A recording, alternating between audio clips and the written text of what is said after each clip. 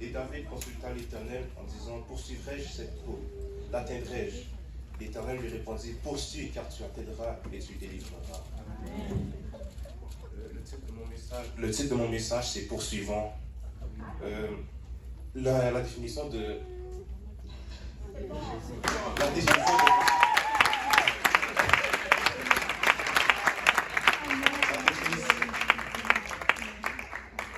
La définition de poursuivant dans le dictionnaire, ça dit... Il y a plusieurs définitions. La première dit suivre vivement quelqu'un pour l'atteindre. Ouvrons notre Bible dans Genèse chapitre 32, verset 24.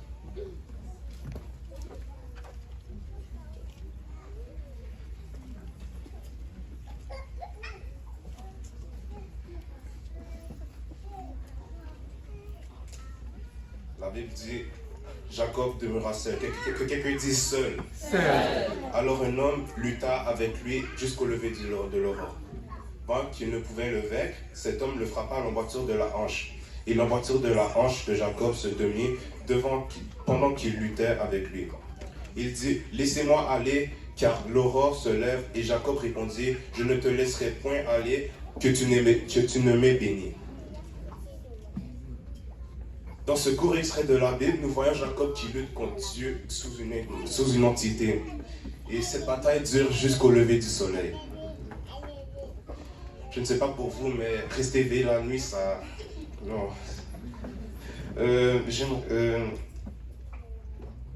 Mais Jacob, il est décidé. Il a déclaré au verset 26 qu'il ne lâcherait pas prise jusqu'à ce que Dieu les bénisse. L'Église de Dieu, nous devons être décidés à poursuivre dans l'avancement de l'œuvre. Nous devons avoir une mentalité semblable à celle de Jacob. J'aimerais également mettre à l'évidence que Jacob était seul. Ce n'est pas seulement à l'Église qu'il faut chanter et louer le Seigneur, mais il faut également louer le Seigneur dans le lieu secret. Amen.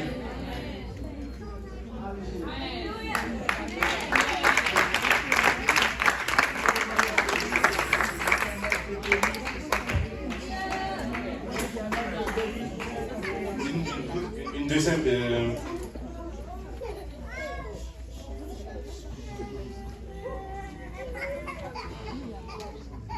Une deuxième définition du mot poursuivre, c'est continuer à faire quelque chose, continuer à faire quelque chose, à y progresser. Ouvrons nos livres dans Lévitique 20-26.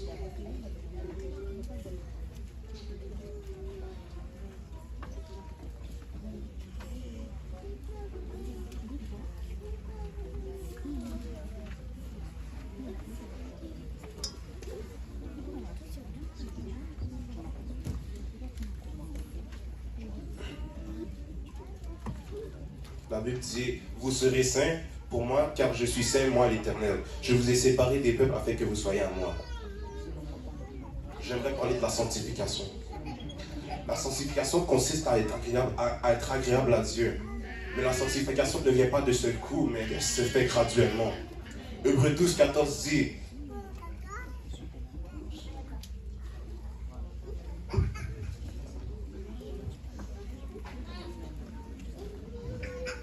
Hébreux 12, 14 dit, recherchez la paix avec tous et la sanctification sans laquelle personne ne verra le Seigneur.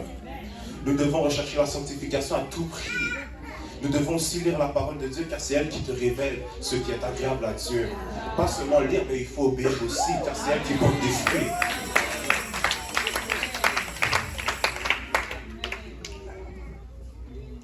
Une troisième définition de poursuivre, c'est continuer à parler ou à reprendre son discours.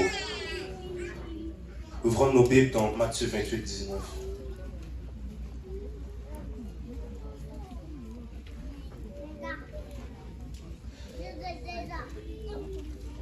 La Bible dit, allez, faites de toutes les nations des disciples, les baptisons au nom de Jésus.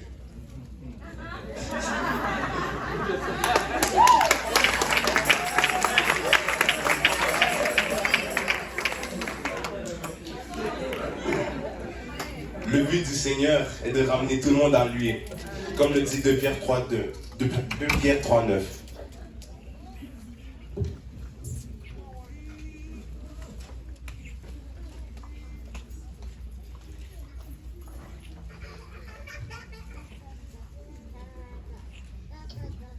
La Bible dit, le Seigneur ne tarde pas dans l'accomplissement de la promesse, comme quelques-uns le croient, mais il use de patience envers nous tous, ne voulant qu'aucun périsse, mais que tous arrivent à la repentance.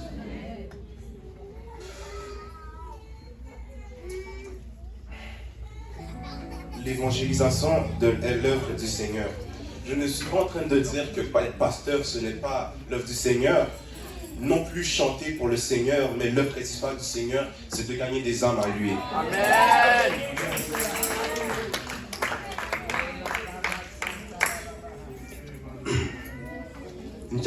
Une quatrième et la dernière définition de poursuivre, chercher à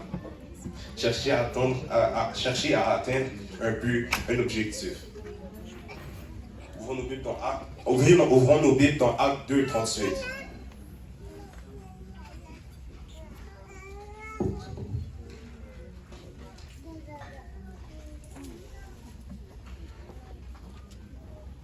Et Pierre leur dit, répentez-vous et que chacun de vous soit baptisé au nom de Jésus-Christ pour le pardon de vos péchés, et vous recevrez le don du Saint-Esprit.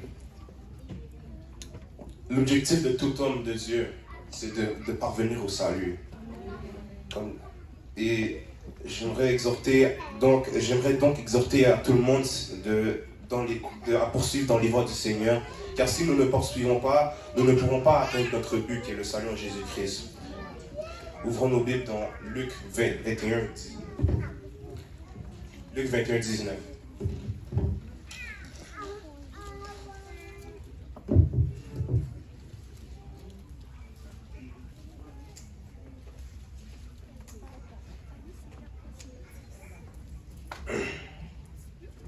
Luc 21, 19 dit, par votre persévérance, vous sauverez vos âmes.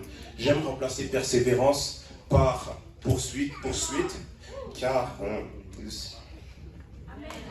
j'aime remplacer persévérance par poursuite. C'est du message. Parce que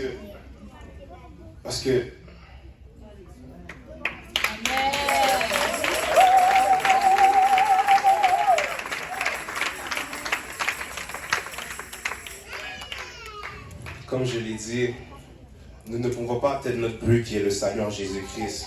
Parce que si nous ne poursuivons pas, nous ne pouvons pas atteindre. J'aimerais aussi aller dans Romains 6, 23,